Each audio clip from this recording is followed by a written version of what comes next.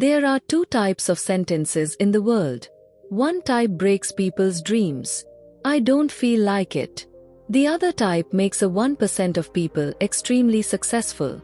I don't feel like it, but I will do it anyway. This is what discipline is. Discipline is the power inside you that helps you do things you don't want to do. It is a quality that you need to be successful. No matter how smart, skilled, or connected you are, you can't achieve your goals without discipline. So, why is it hard to develop self-discipline?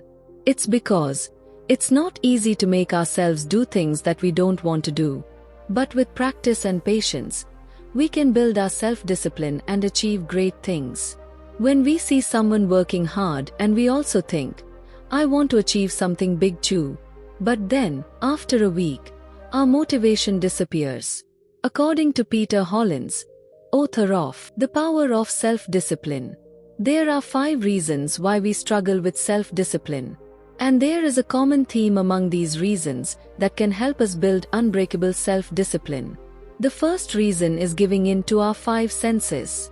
We often waste our lives trying to satisfy our senses. For example, if you love sweets and someone puts a cake in front of you, your self-discipline might break. You might eat the cake because it tastes and smells good, but then feel guilty afterwards. Most people can't control their senses, which is why they struggle with self-discipline. They get tempted by things that feel good in the moment, but aren't good for them in the long run. The second reason we struggle with self-discipline is jealousy and hatred. There are some people who don't do anything themselves, but those who are doing something definitely take out their shortcomings. Sometimes this happens with all of us, but when you have jealousy or enmity with someone, these emotions are so strong that they destroy all your self-discipline. The third reason is laziness. Have you seen a lion or tiger?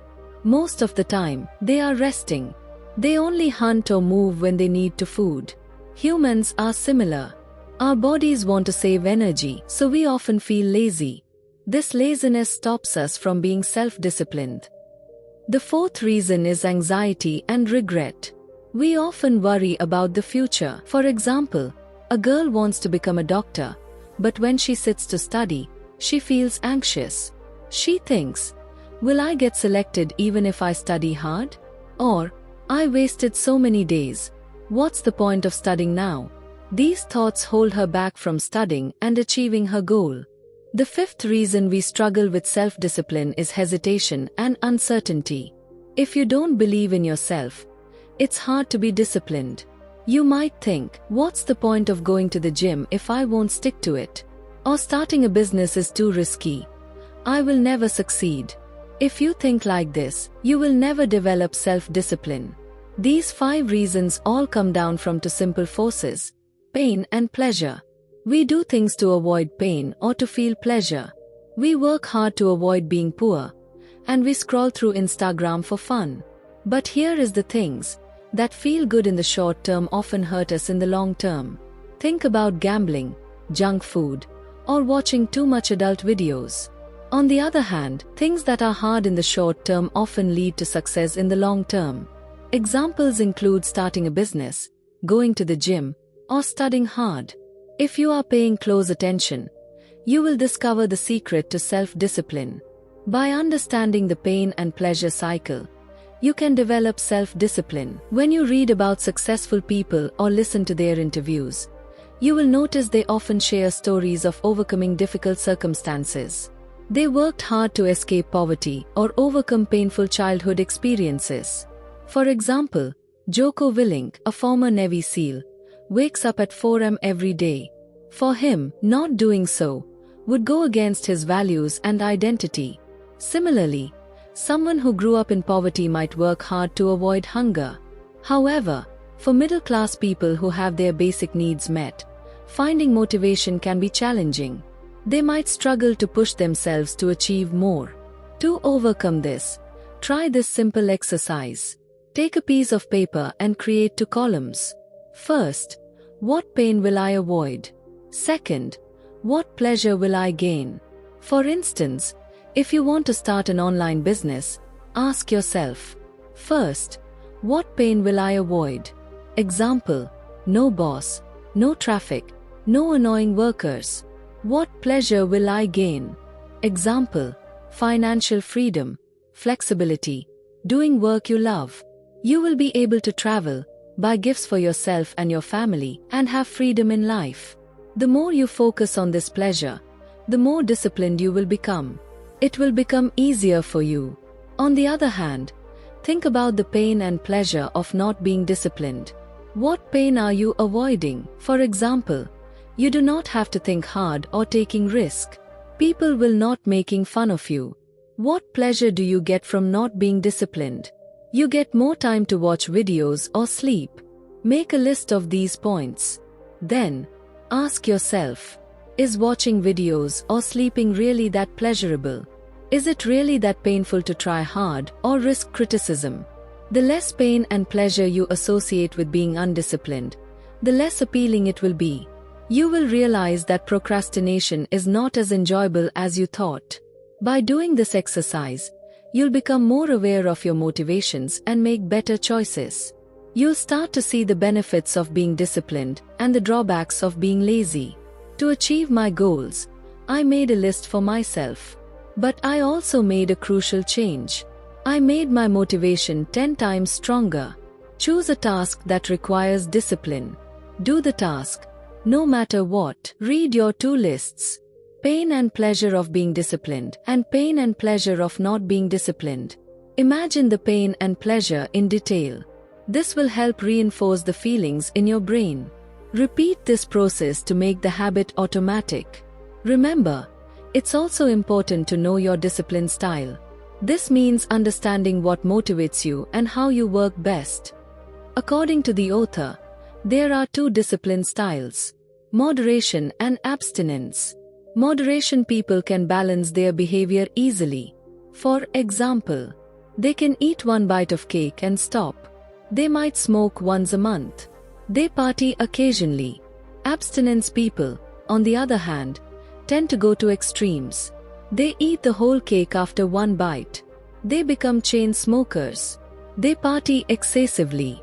Knowing your discipline style is crucial. If you choose the wrong approach, you will struggle to develop discipline. If you are a moderation person, taking on extreme challenges might not work for you. Instead, focus on balancing your habits.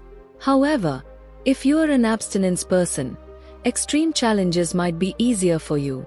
You might find it simpler to avoid something entirely rather than doing it in moderation.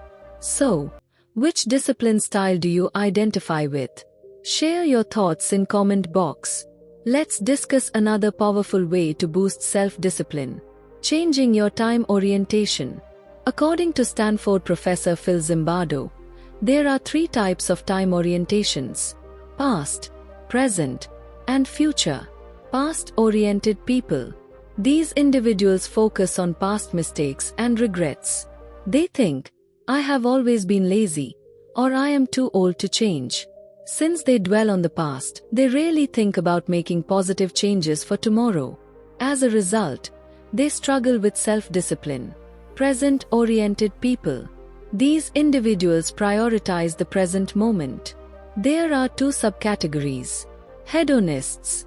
They seek instant pleasure and excitement, often taking risks without considering the consequences. They live by the YOLO mentality, which means you only live once. Fatalists. They are unhappy with their current situation but feel powerless to change their future. Both hedonists and fatalists prioritize instant gratification, which undermines self-discipline. Future-oriented people. These individuals focus on their future goals and aspirations. They are not defined by their past or present circumstances. Instead, they look ahead to their ideal future. They identify actions to take now to achieve their goals. They practice delayed gratification, prioritizing long-term benefits over short-term pleasures. By adopting a future-oriented mindset, you will be more likely to develop self-discipline and achieve your goals. Now I will give you an exercise, which will make you a master of self-discipline. The main idea is that discipline is like an emotion. When you are not disciplined, you have doubts. The opposite of doubt is resolve. Resolve is a feeling, just like happiness or sadness. First practice is when you make a decision to resist a temptation. Pay attention to how you feel. For example, if you crave chocolate but decide not to eat it, notice the feeling behind that decision. This is the feeling of resolve. Next practice is pick something that's not too easy or too hard to give up. For example, I will not eat biscuits for 3 months.